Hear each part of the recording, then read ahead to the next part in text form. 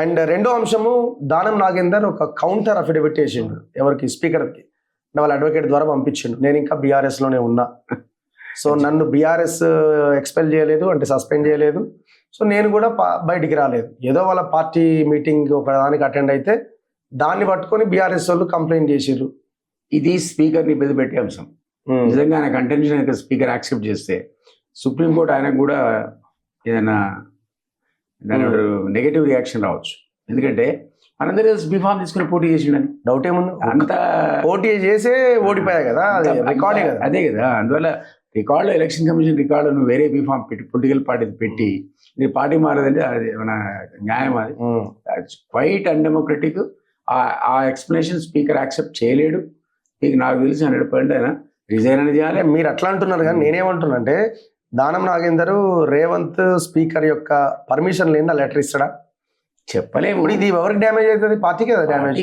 Simple. పార్టీకి అయితే రేపు సుప్రీంకోర్టు మందలించింది అనుకోండి, చాలా ఎవరికి డ్యామేజ్ కదా పార్టీకి స్పీకర్ కూడా డ్యామేజ్. అంటే వీళ్ళు ఇప్పటికిప్పుడు ఎలక్షన్స్ లేకుండా దీని నుంచి బయటపడడానికి అవకాశం ఉండొచ్చు.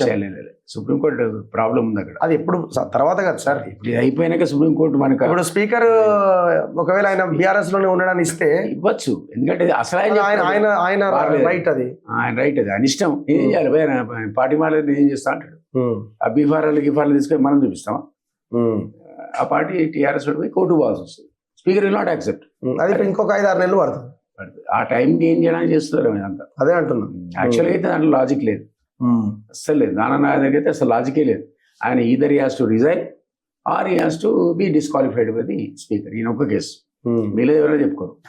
కానీ నేను అనేది ఏంటంటే, ఒకవేళ కనుక స్పీకర్ తనని ఇప్పుడు ఇచ్చినటువంటి దాన్ని పక్కన పెట్టాలనే ఆలోచన కనుక ఉంటే ఈ లెటర్ వెళ్ళదు, ఈయన రిజైన్ చేస్తాడు అంటున్నాను నేను. స్పీకర్ ఎవరి ఆదేశాలు ఉంటాయి మనకు తెలియని విషయం కాదు కదా. అదే రూలింగ్ పార్టీ కదా, అంతే కదా. సాధ్యత రూలింగ్ పార్టీ ఫేవర్ చేయాలని ప్రయత్నం చేస్తాడు. ఉన్న ప్రాబ్లం సుప్రీంకోర్టు ఇక్కడ, సో దాన్ని దృష్టిలో పెట్టుకొని యాక్ట్ చేయాల్సి వస్తుంది. ఆయన ఇబ్బంది పెట్టే అంశం అందుకే అన్న, దానం నాగేందర్ ఇచ్చిన లెటరు స్పీకర్ నుండి గవర్నమెంట్ ఇబ్బంది పెట్టే అంశం.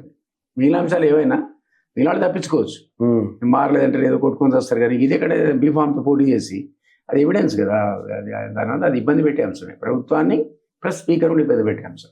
సుప్రీంకోర్టుకు లేని మెటీరియల్ ఇచ్చినట్టే కదా.